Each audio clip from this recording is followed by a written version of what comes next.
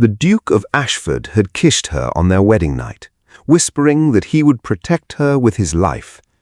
What he did not know, what he could not have known, was that the woman, trembling beneath the candlelight in his ancestral bedchamber, had spent the last 3 years planning his complete and utter destruction.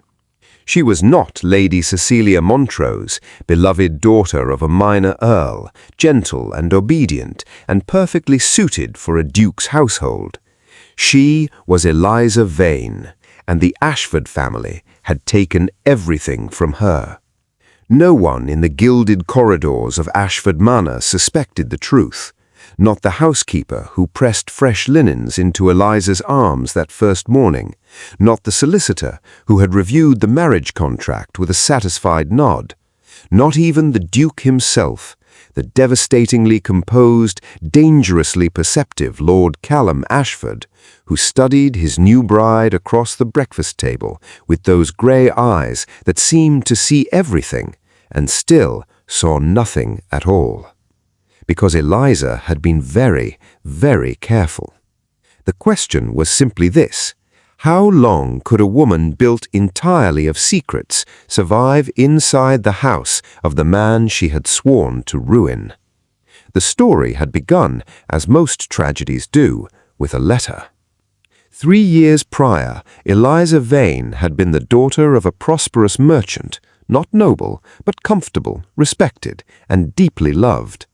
Her father, Edmund Vane, had entered into a financial partnership with the previous Duke of Ashford, Callum's father, trusting in the honor of the peer of the realm. The agreement had been sealed with signatures, witnessed by 2 barristers, and celebrated over fine wine in a drawing room that smelled of beeswax and ambition. 6 months later, Edmund Vane was dead. His estate was forfeit. His debts that had appeared from nowhere, manufactured so cleverly that even the courts could not unravel the deception, had swallowed everything. Eliza's younger brother had been sent to a charity school in the north. Her mother had not survived the winter. The old Duke had died peacefully in his bed the following spring, leaving his heir Callum a vast fortune, a pristine reputation, and not a single suspicion of wrongdoing. Eliza had survived on fury alone.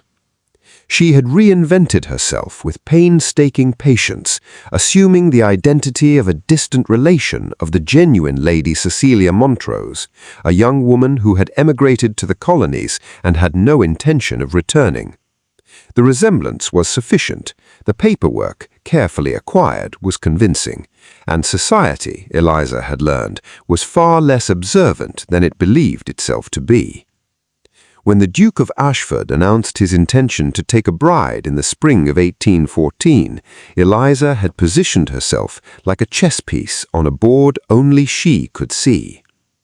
But before the Duke uncovered the truth hidden inside that letter, the letter that would change everything, take a moment to like this video and subscribe to the Duke's Lost Letters. Every subscription helps this channel continue bringing you unforgettable Regency romance stories filled with secrets, heartbreak, and forbidden love. Marriage to the Duke was not what Eliza had anticipated. She had expected coldness, arrogance, perhaps cruelty veiled behind elegant manners, the inherited sin of his father made flesh. Instead, she found a man who left wildflowers on her writing desk without explanation, a man who dismissed a footman for speaking harshly to a kitchen maid, a man who read until midnight by the library fire, and when she found her there one sleepless evening, simply offered her the other chair and the better candle without a word of surprise. "You are not what I expected either," he said one evening, not looking up from his book. Eliza's chest tightened. "What did you expect, my lord?" "Someone easier to understand." He turned a page. "I confess I find that rather refreshing." She said nothing. She was afraid of what her voice might betray. The plan had been elegant in its simplicity. gain access to his private correspondence, find the documents her father's solicitor had always suspected existed, proof that the old Duke had deliberately engineered Edmund Vane's financial ruin, expose the Ashford name before all of London society, reclaim what was stolen, then disappear. But Callum Ashford had not read his father's correspondence in years. He had locked those rooms. He had, she was beginning to suspect, locked certain memories with them. It was the head housekeeper, Mrs. Greer, who first looked at Eliza with something sharper than warmth. "You remind me of someone," the old woman said one afternoon, pausing in the corridor outside the late Duke's study. "Someone from a long time ago, a merchant's daughter who came to the house once with her father." Eliza kept her expression perfectly still. "I cannot imagine who you mean." Mrs. Greer said nothing further, but her eyes did not let go. That night, Eliza found her way into the locked study.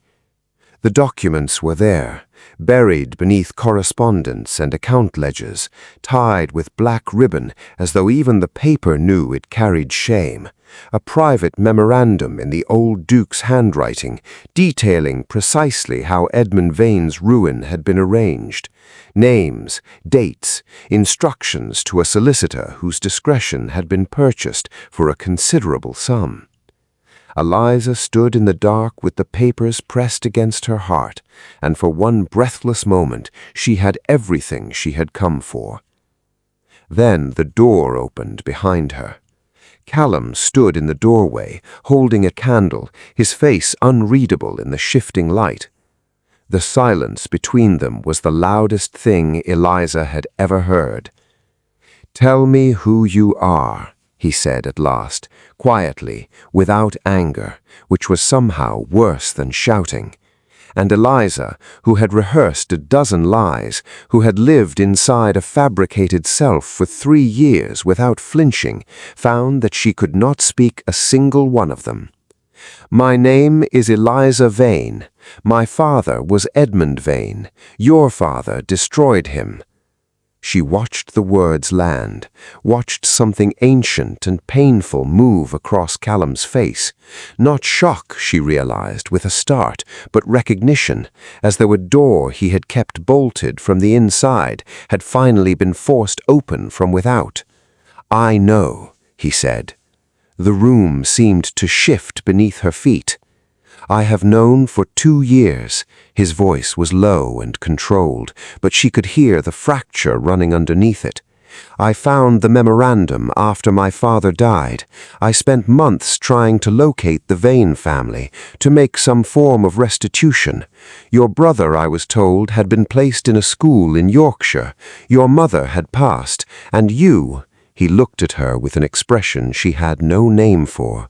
"You had simply vanished." "I was becoming someone else," she whispered. "I know that too." He set the candle on the desk. "Mrs. Greer recognized you within a fortnight of your arrival. She told me 3 weeks ago." Eliza's breath left her body entirely. "You knew all this time?" "All this time." He did not look away from her face. "And I still do not know what to do with the fact that I have fallen completely in love with you." The documents were delivered to the Lord Chancellor's office the following morning by Callum himself, accompanied by a sworn statement acknowledging his father's conduct and a financial settlement for the Vane estate that no court would have ordered and no one had demanded.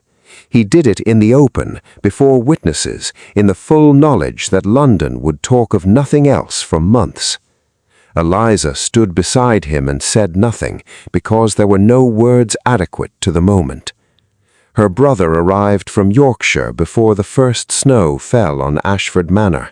He was 14 now, serious-eyed and wary, and he looked at the Duke with open suspicion that Callum bore with patient grace.